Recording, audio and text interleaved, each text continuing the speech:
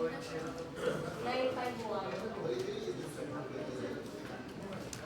sige, attention.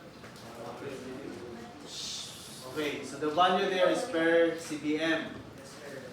Okay, then ang measurement niya is 28.5 by 12 by 12 inches. So again, pag duha gani karon ng apostrophe, that's inches. Pag 28.5 inch lang na diligay, inches diligay 28.5 cubic inch. Cubic inch will happen pag na-total mo na yung tatlong sides. 28.5 times 12 times 12, that's already cubic. 3 naman siya. So to compute for the CBM, so 35.315 cubic feet. Okay? So para maging multiply yung cubic inch, of course, divide ko yan siya, no? With 61,024 para maging CBM. Pwede rin. Or, convert mo into feet, tapos feet to CBM. FOB naman siya.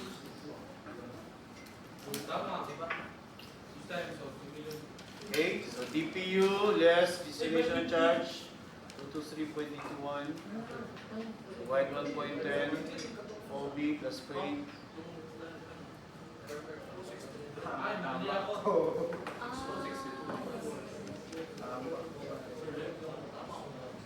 Asa ka na ba rin?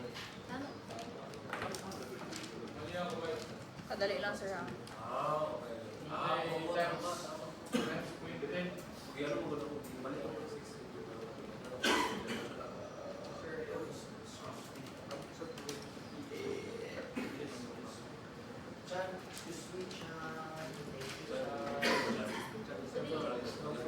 Ano 609 imong hasyo? Asa. Bitaw. 606 mo. 611. Anak ganyan din. Asa? Oh, tama, di ba? Ikaw ano gawin po? 33.63 times 550 plus 8. 18,496.50, diba, sir? 33.63 times 550.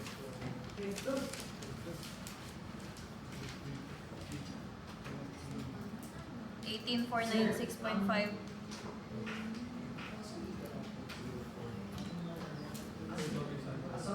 Sa type sa goods, sa yung tatong goods, fire extinguisher.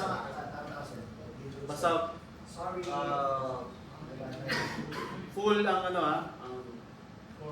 ang iyahang cylinder ng fire extinguisher may laman, dangerous. Pero pag cylinder lang, walang laman, Wala. 496.5. Dangerous sa fire extinguisher. Pressurized one.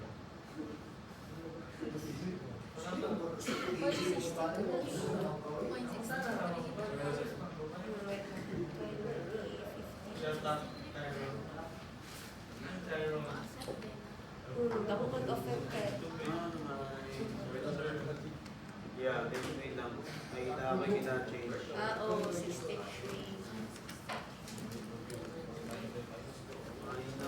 Walain na ganig isa din yung walain. Kami po.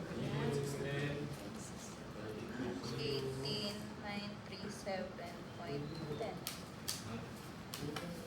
1496.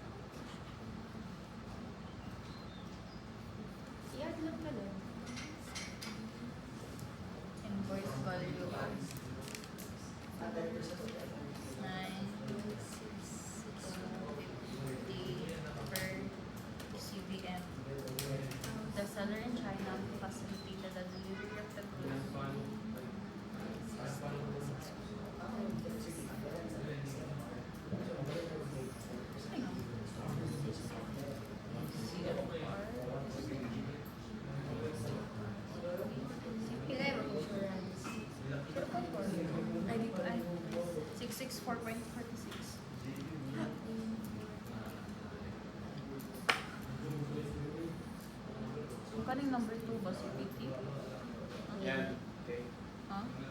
Wait. Anong 20? Anong 0.15 please, sir? 150 siya sa akin ba?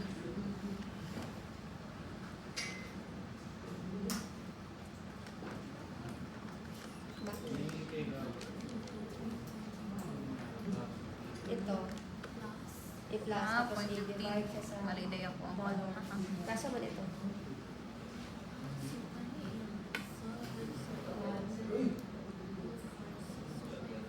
Divided by 50.25.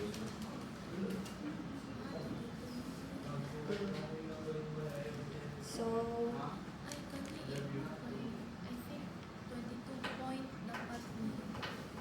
dili, dito treasure. Napaguro kayo na kulangan.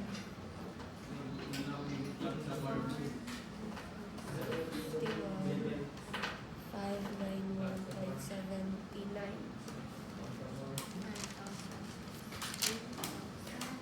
Naglahi lagi tagdiri na naglahi na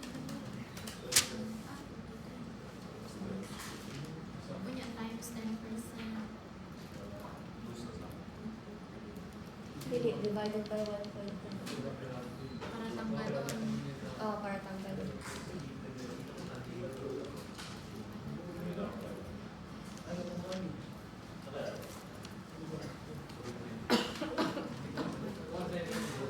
Mag-out sa mas may bubong. Ay, wala. Ay, sige.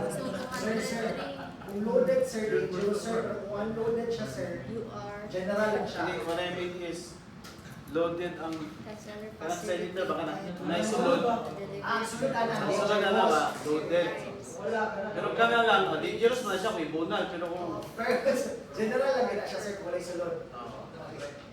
Responsibility of payment of the transport of origin. Hindi na ito pag ginagawa sir. For example, ginagawa sir. Diba place of departure dito ano, like sa Philippines? Di ba sa handout natin, nandun yung mga items that are subject to 4% na ano, dangerous goods, chemicals, chemical, high risk, fragile, or fragile. Di ba nandun sa ano, handout?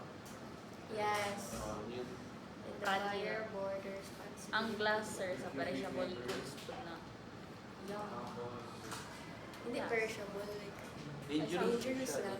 Fragile, fragile. So, mapapronounce na. Fragile. What if tao ang isip? Ah.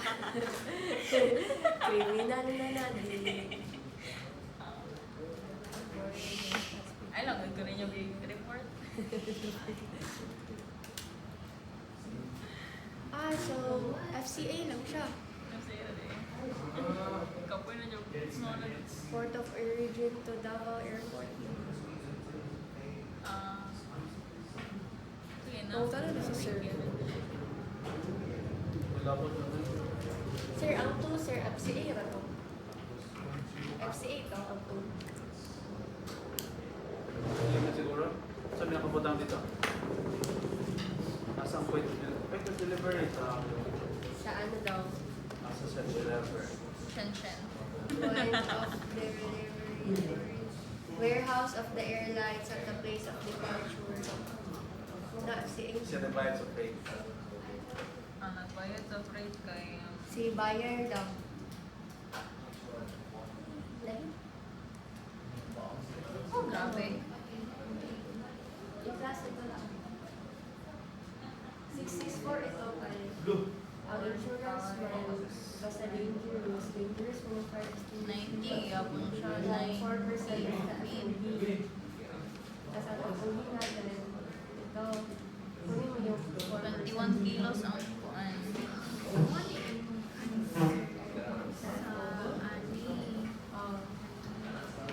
Okay na? Okay, remember guys, kid ha, di ba I told you, pag mali ang interpretation sa Incoterm, mali ang application, so mali ng DV. So what will happen now? Magiging mali lahat. Bakit man? Sa DV, dyan mo i-multiply ang rate ng duty. Di ba sa TM2 nyo, nag-classify kayo? Yes. O kung magkano yung rate of duty, so dyan na i-multiply. So ano mangyayari ngayon? Pag mali ang ano mo, di mali ang duty. Diyan din based ang computation ng bank charge at saka ng brokerage fee. So paano mo ngayon? Diba? So basically, as I have told you, pag ano, kailangan tama lahat. Start pa lang. Tama ang interpretation mo sa Incoterm, tama yung pag-deduct mo, kung ano ba yung dapat i-deduct. Everything, so kailangan tama lahat. Okay? So the next topic will be on the computation na for ano na, kasi ano naman to. So doon na tayo sa landed costs. Okay? So paano mag-compute ng lahat-lahat na no, papunta sa... Kailan ba exam nyo? So, cubic kilos. After all the Kilos. pictures. Anong ikilos? Next week. So, 90. So bali... Monday, magklase pa Monday wala. Wala na. Klase pa, sir. Magklase pa, sir. Di ba, this coming Monday? Yes, sir. yes, meron. Meron pa, sir. Sige, so... Bawi kayo dyan, mag-quiz tayo. Then, Discussion ako. quiz tayo, then complete tayo ng... Dagdagan natin ng ano. Siyempre, kayo wala man... Magdungag ko discuss, tapos ang upan sa inyo, halos ko na ba, no? Blanco ang una-una, pinakabok to may klarong answer. So, it will be useless. Ano naman, magtanan mag-start lagi. Hindi kaya ka wala mo compete sa DV, magtanga, aragi akong kabot sa... You review your computation on dutiable value from Incoterm. Then Monday, so we will have a quiz. Ato compute DV lang gyapon. Yes, sir. Tanan ang goal, tanawan ninyo to. Pati itong mga percentage lang. Diba? Lahi ang X-work, lahi ang FOB. Para sa... Para pa na pag-qualify.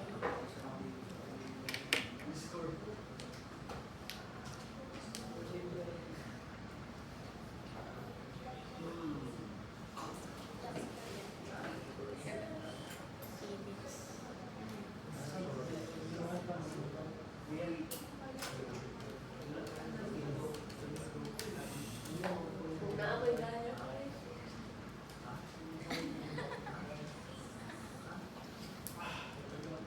Ito na, Hindi naman, diba? Ito na ito. Ay, 50. Itong study. Wala. Mag-plan ka, avail ka. How dumod ka? Ano mag-avail ka? Mali-mali. Makita ko answer.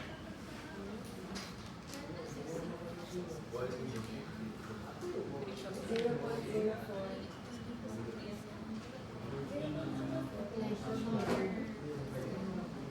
Gitry daw.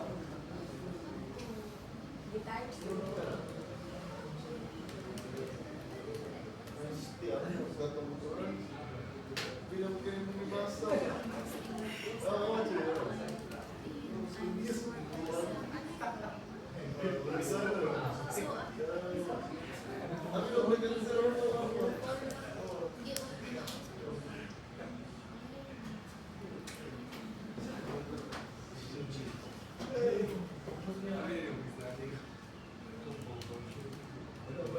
Kasi yung ginagawa ko eh. May order na kasi mong ginagawa. FOB man dapat naman yung sa insurance. Naasa ko Even. 500 carton, pero 550 per 2 days. Okay, copy your assignment. Yay! Naghana sa...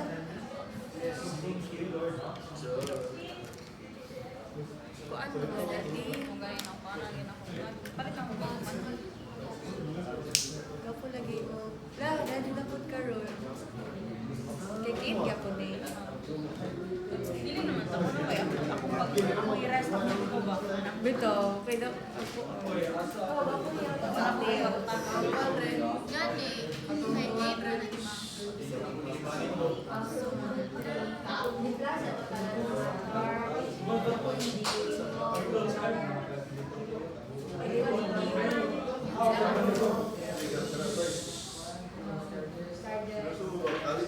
Tapos mo, dalan.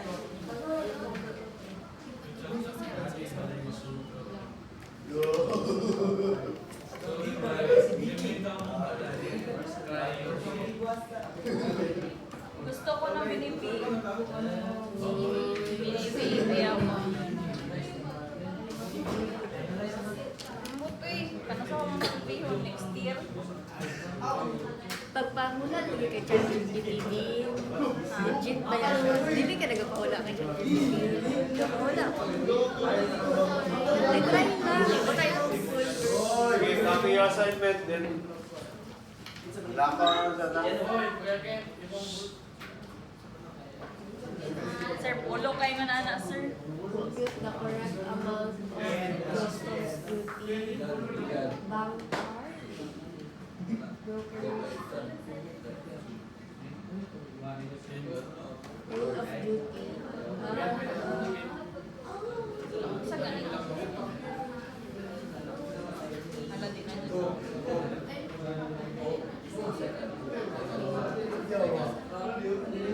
Okay, baby lang na.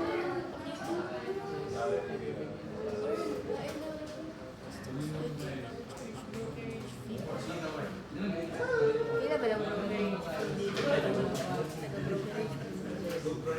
Nato yung giyaman sa sir na ano. Chart? Na ano, formula. Sa? Brokerage fee. Sige. Asa to? Nako sa video? Tanawalan na. Ano naman doon na kay mama fix na kulay formula. Wala tingin. Sir, magkata ka formula sa bank charge at brokerage fee. mo na assignment siya. Mo na assignment siya para Ay, kami mag-kita. gusto din. Salamat, sir. Basta yun. Salamat sa tanan, sir. Kahawin din niya. Assignment. Ito na night na tayo. Napay lain, sir, para nagagawin. Sir, dagat pa assignment, sir. Isa pa, sir. Sila ka na lang kay tamawan mo magyapon ninyo. Taas, pabitaw sir. Napahitulog ka to. Sir, pag sila ko yung gabi. Ano sabi siya nagpakita ako ng ano, brokerage fee? Okay na? Yes, sir.